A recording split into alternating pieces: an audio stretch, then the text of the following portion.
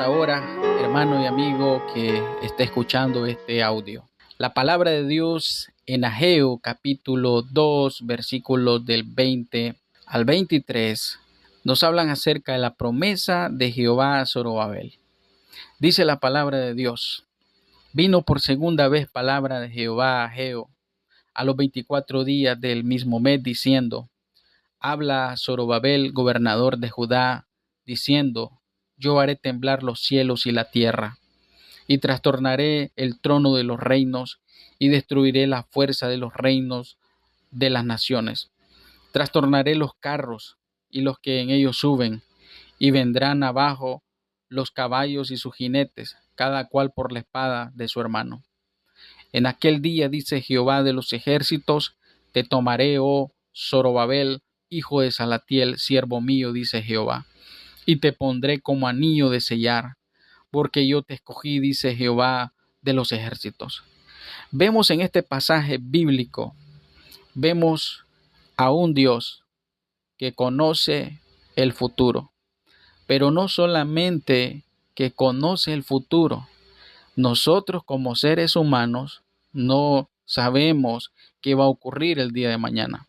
Usted no sabe si mañana va a tener vida.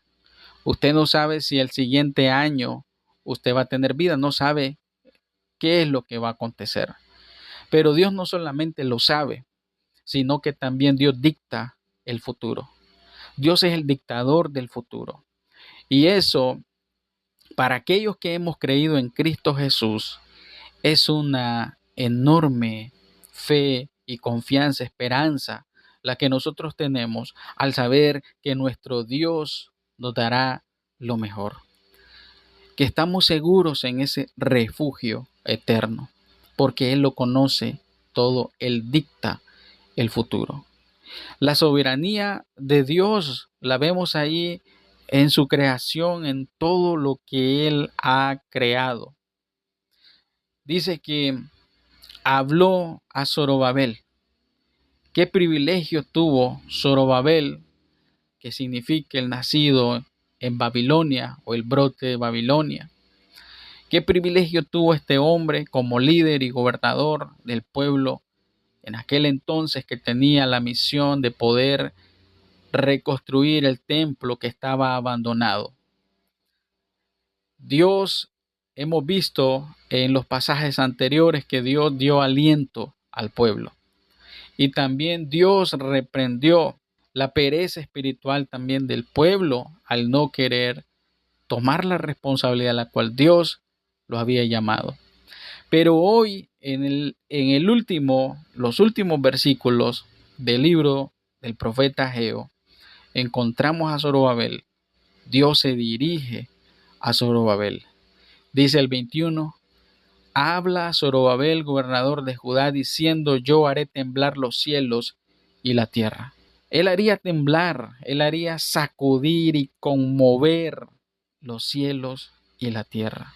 Esa expresión, hermano, amigo, esa expresión tiene que ver con el poder sobrenatural de Dios. Dios es todopoderoso, Dios es soberano. Mientras el hombre quiere hacer muchas invenciones, nunca podrá alcanzar el poder de Dios. Haré temblar los cielos y la tierra. Los cielos y la tierra, lo que representa la totalidad, lo que representa la grandeza de lo que Dios ha creado. Ningún hombre lo puede hacer, ningún poderoso lo puede hacer. Ni en aquel entonces ellos reconocían que aquellos que los habían llevado en cautiverio, aquellos grandes imperios, no tenían esa capacidad. Hoy en día ocurre lo mismo, no tienen esa capacidad. Pero Dios dice: haré temblar los cielos y la tierra, su poder. Y dice el 22: y trastornaré el trono de los reinos. Destruiré la fuerza de los reinos de las naciones, trastornaré los carros, se refiere a los carros de guerra, los que en ellos suben, sus jinetes, sus soldados, ellos vendrán abajo y sus jinetes, y cada cual por la espada, dice, de su hermano. Dios trastorna todo aquello que va en contra, todo argumento que va en contra de su voluntad y de su palabra. Dios es soberano. Quizás usted puede decir en este momento, quizás usted ha pasado por circunstancias o situaciones en las que ha visto injusticias, en las que ha visto una gran necesidad, y usted quizás se ha preguntado, ¿y por qué Dios no actúa? Pero déjame decirte que sí, Dios actúa, aunque nosotros no podamos ver en ese momento. Dios actúa, dice que Él está encima, Él trastornará el trono de los reinos, no solamente de uno, sino de los reinos, porque Dios es quien gobierna, el cielo gobierna. Mientras tú puedes estar angustiado y pensando quién va a ser el próximo gobernante, cómo va a actuar el próximo gobernante, cuáles son las ideas del próximo gobernante, Dios tiene el poder sobre ese gobernante. Y la promesa de Dios es esa: trastornaré el trono de los reinos, porque Dios tiene el control de todas las cosas. Es una profecía, hermanos, que se cumplirá en el futuro. Él dice que destruirá las fuerzas de los reinos de las naciones. Aunque ellos en ese momento estaban en gran necesidad y en gran escasez para poder reconstruir el templo, les dice: yo a todos esos poderosos, a todos esos que tú ves como grandes, a todos esos que ves y que tú piensas que son más poderosos que tú, yo los trastornaré, el Dios del pueblo de Israel. Y vendrán todos abajo, y será todo un fracaso para estos que son enemigos de Dios. Dice Daniel capítulo 2 versículo 21, Él muda los tiempos y las edades, quita reyes y pone reyes, da la sabiduría a los sabios y la ciencia a los entendidos. Él es el que lo cambia todo, y esa debe ser nuestra confianza como hijos de Dios, como pueblo de Dios, como iglesia de Dios. Él dice que Él es el que quita y pone reyes. Él es el que trastorna todos aquellos planes diabólicos, satánicos en contra de su voluntad. Esa es la esperanza, porque cuando Él venga, cuando Cristo venga, Él regirá las naciones con vara de hierro, con justicia, con verdad, con veracidad, con equidad. Todo será destruido, todo aquello en contra de Dios. Dios trastorna con el Evangelio aquellos argumentos contrarios a su palabra.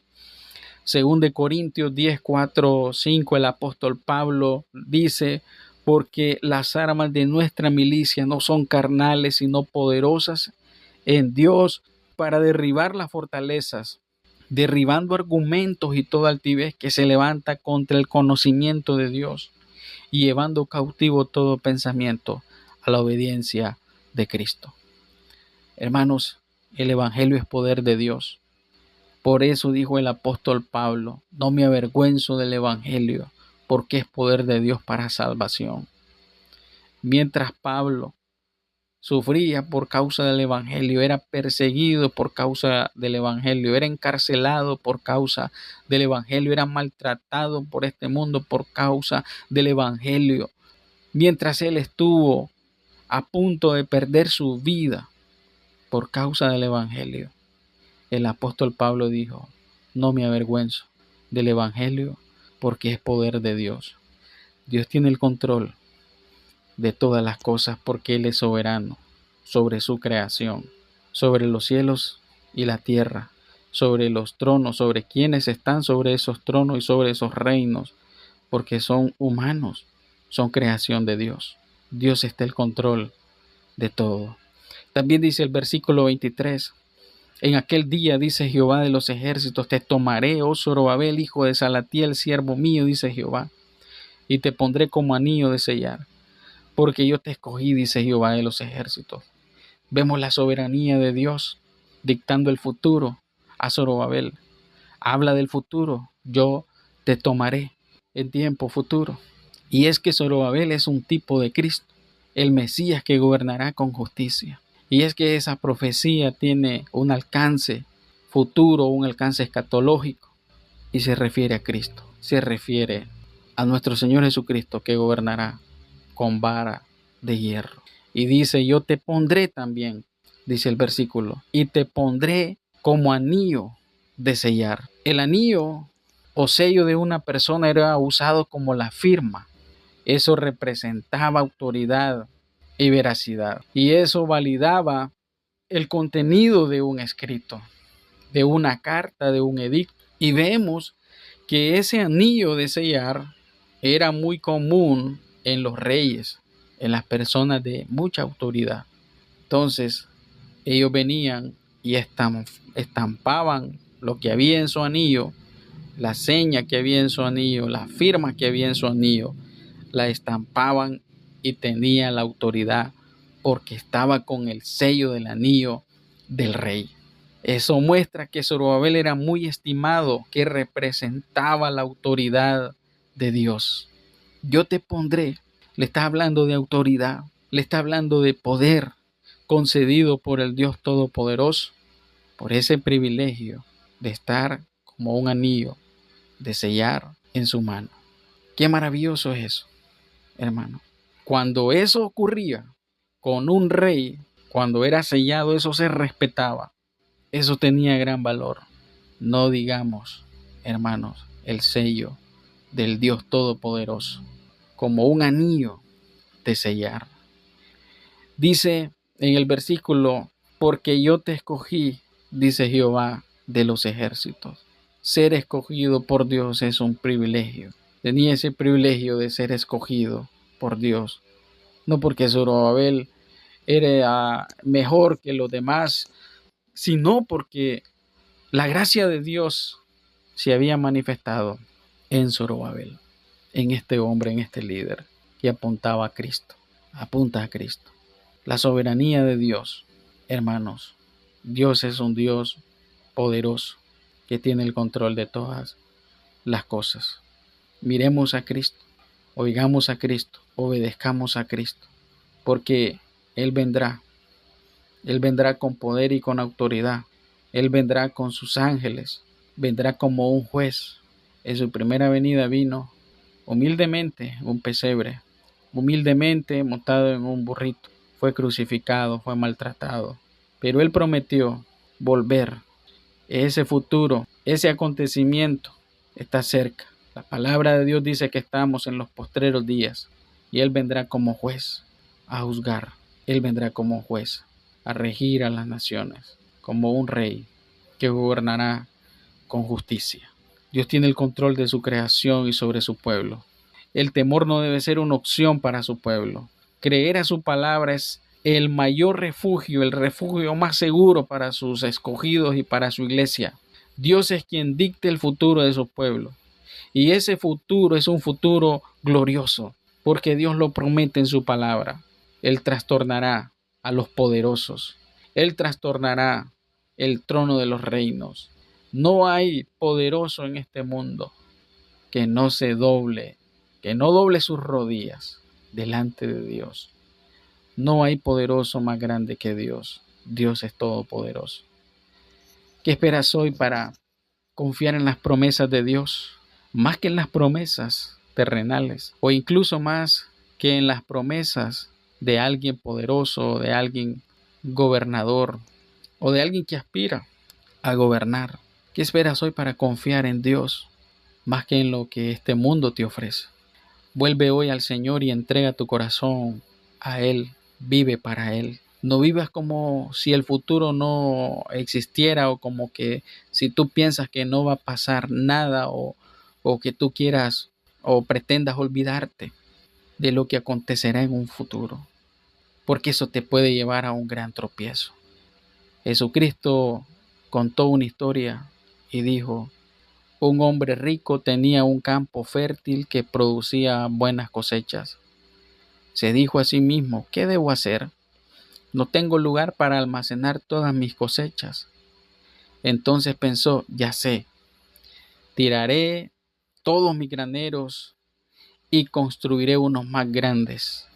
Así tendré lugar suficiente para almacenar todo mi trigo y todos mis otros bienes. Luego me pondré cómodo y me diré a mí mismo, amigo mío, tienes almacenado para muchos años.